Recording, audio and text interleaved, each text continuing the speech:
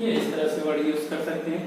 Next हम बात कर रहे हैं यहाँ पर कार्बोहाइड्रेट डाइजेस्टिव, थर्ड टाइम के हम बोल रहे हैं कार्बोहाइड्रेट से रिलेटेड वाले में। तो यहाँ पर हम बात करते हैं एंजाइम्स की। तो देखिए माल्टेज होगा, माल्टेज एंजाइम, सुक्रेज होगा, लैक्टोज होगा या लैक्टेज बोलते हैं, ये इस तरह से। माल्टोज जो रहता है ये डाइसेक्राइड्स आता है, जो ऐसे हम बात करें पॉलीसेक्राइड को डाइसेक्राइड में कहाँ कन्वर्ट होता है, माउथ में। तो वो माल्टोज जो है धीरे धीरे फूड के साथ साथ कहाँ आएगा, स्मॉल इंटेस्टाइन में। जैसे स्मॉल इंटेस्टाइन में आएगा तो उस माल्टोज को माल्टेज एंजाइम जो है वो किस में कन्वर्ट करता है, ग्लूकोज के 2 मॉलिक्यूल में कन्वर्ट करता है। सुक्रोज जो रहेगा इसको फिर ये भी सेम डाइसेक्राइड है, जो 4 मटेरियल के साथ धीरे धीरे पास होकर आएगा इलियम वाले भाग में, जहां पर जो सुक्रेज एंजाइम है उसको ग्लूकोज और फ्रक्टोज में कन्वर्ट करेगा। और लैक्टेज जो रहता है इसको ग्लूकोज प्लस गैलेक्टोज में कन्वर्ट करता है। तो इस तरह से बहुत ज्यादा डीप में देखने की जरूरत नहीं है। माल्टोज जो रहता है, इसके माल्टेज जो रहता है, जो नाम है वो एंजाइम का जो नाम है वो सबस्ट्रेट के बेसिस पर है, किस पदार्थ पर वो काम करता है उसके बेसिस। माल्टेज एंजाइम माल्टोज पे रिएक्शन करेगा, सुक्रेज एंजाइम सुक्रोज पे और लैक्टेज एंजाइम लैक्टोज पे। तो ये याद रखना है। नेक्स्ट न्यूक्लियोटाइडेज और न्यूक्लियोसाइडेज देखते हैं। तो न्यूक्लियोटाइडेज और न्यूक्लियोसाइडेज जो है वो न्यूक्लियोटाइड और न्यूक्लियोसाइड पे रिएक्शन करेगा। इसी तरह से लाइपेज, लाइपेज जो रहता है वो पाइसीकरण वसा जो रहता है उसको ये क्या करता है, ब्रेक डाउन करता है। तो हम बात कर रहे हैं इसमें 2 और बचा हुआ है उसकी।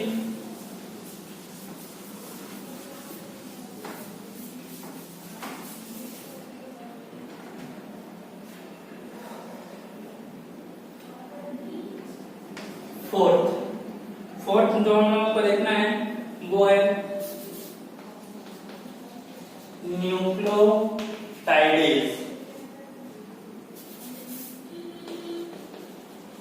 न्यूक्लियोटाइड जो रहता है इसको ये ब्रेक करता है किसमें, न्यूक्लियोसाइड प्लस फास्फेट।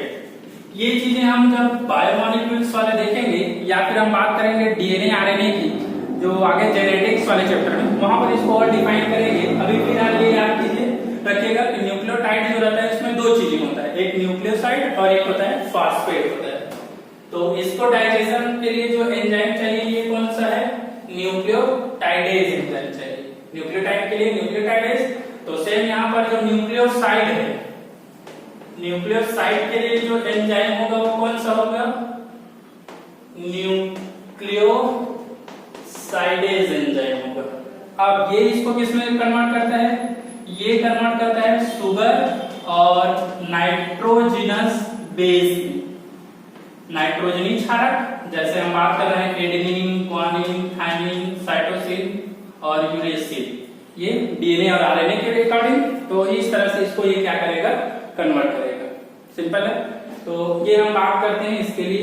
लास्ट हम बात कर रहे हैं फिफ्थ इसमें आएगा लाइपेज। लाइपेज जो रहता है पाइसीकरण वसा जो रहता है, पाइसीकरण वसा, इसको ये कन्वर्ट करता है ग्लिसरॉल प्लस ये किसमें कन्वर्ट करता है, फैटी एसिड। मतलब वसी अम्ल और ग्लिसरॉल में ये क्या करता है, पाइसीकरण वसा को तोड़ता है। मतलब फैट का जब पाचन होगा, वसा या तेल का जब पाचन होता है तो उसका जो अंतिम प्रोडक्ट रहता है या उत्पाद जो बनता है वो ग्लिसरॉल और फैटी एसिड बनता है। क्लियर है। तो ये है हमारा प्रोसेस ऑफ डाइजेशन की। प्रोसेस ऑफ डाइजेशन के लिए एक शार्ट टेबल याद रख लीजिए कि मेन सब्सटेंस कौन सा रहता है, मिडिल प्रोडक्ट क्या बनेगा और इसका फाइनल प्रोडक्ट क्या होता है। जनरली यहां से प्रोसेस ऑफ डाइजेशन से रिलेटेड सारी चीजें बन जाते हैं। तो हम बात कर रहे हैं जैसे पॉलीसेक्राइड्स की या कार्बोहाइड्रेट से रिलेटेड। अगर हमारे पास क्या है, पॉलीसेक्राइड्स है,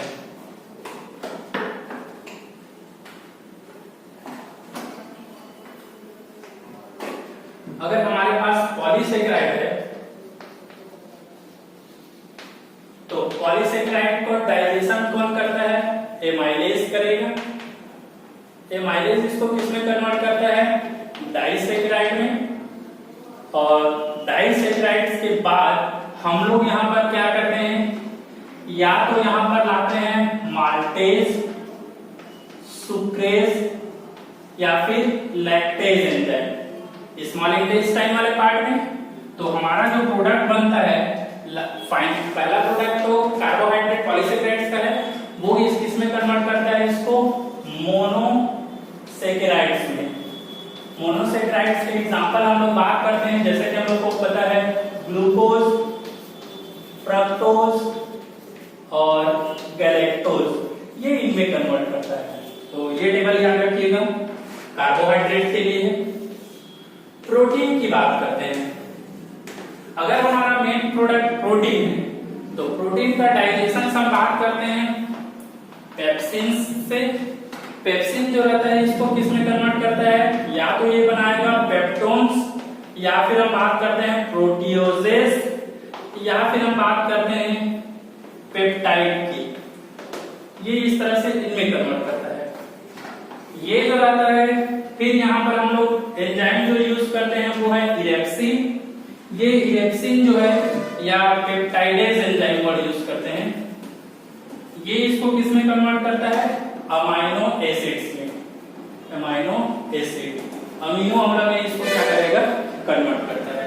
तो ये याद रखिएगा, प्रोटीन का सबसे सिंपल सरल फॉर्म होता है अमाइनो एसिड, और ये इसका मिडिल माध्यमिक उत्पाद होता है।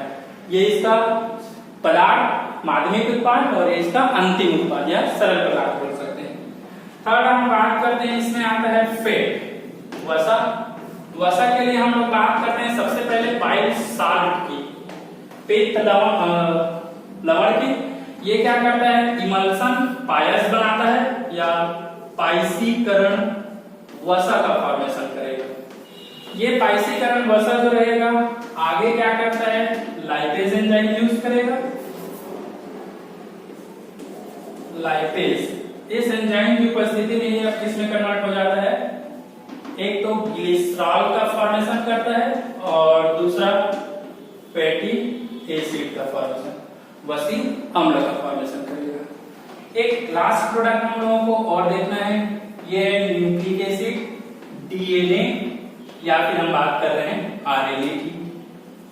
इनका डाइजेशन जो रहता है, पहले तो हम लोग न्यूक्लियेज एंजाइम लाते हैं, जिसमें ये बनता है न्यूक्लियोटाइड, या फिर एंड करके लिखते हैं न्यूक्लियोसाइड बनता है। और इसके बाद हम लोग एंजाइम लाते हैं यहाँ पर न्यूक्लियोटाइडेज एंड न्यूक्लियोसाइडेज एंजाइम। तब ये बनाता है क्या?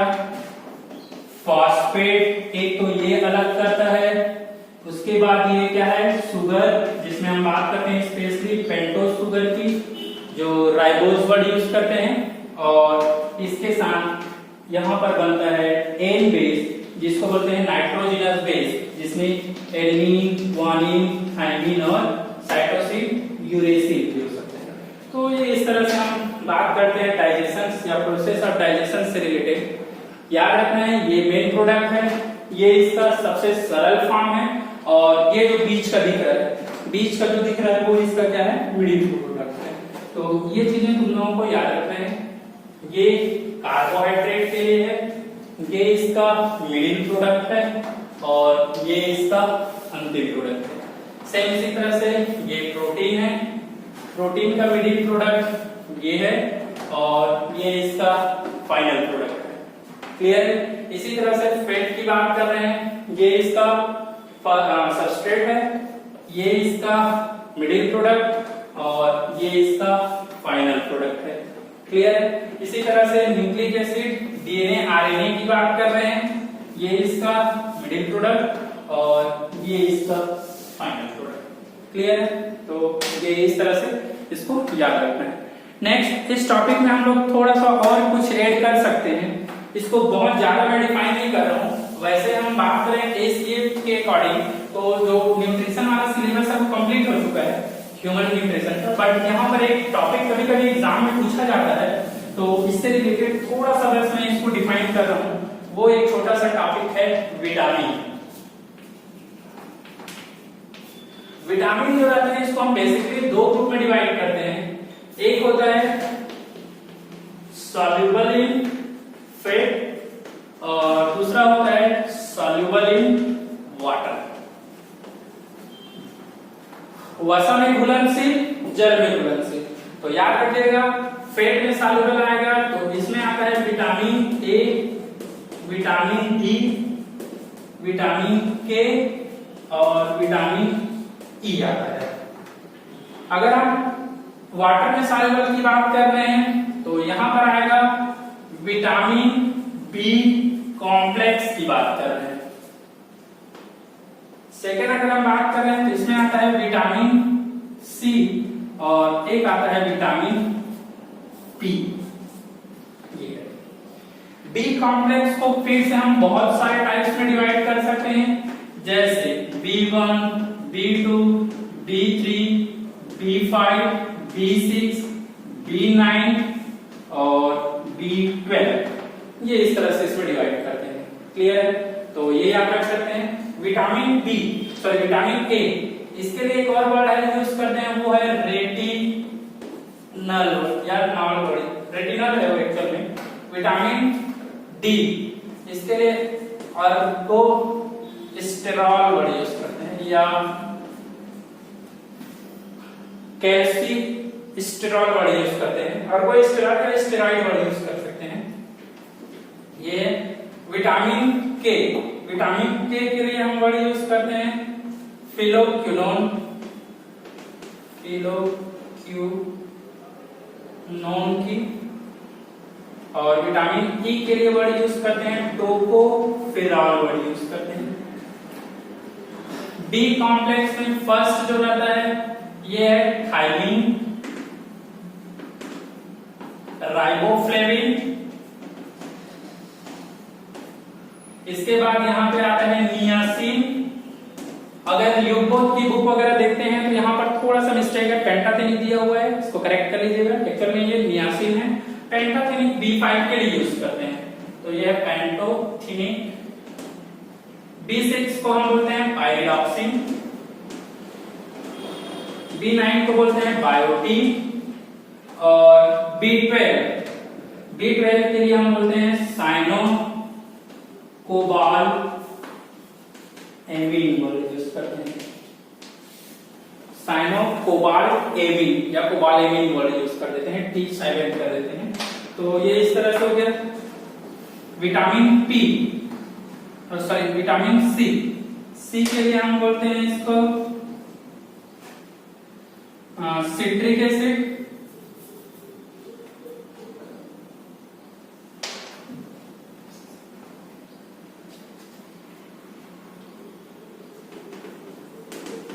और पी के लिए भी वर्ड यूज करते हैं विटामिन सी, पी के लिए सिट्रिक वर्ड यूज करते हैं। और विटामिन सी ये हो गया।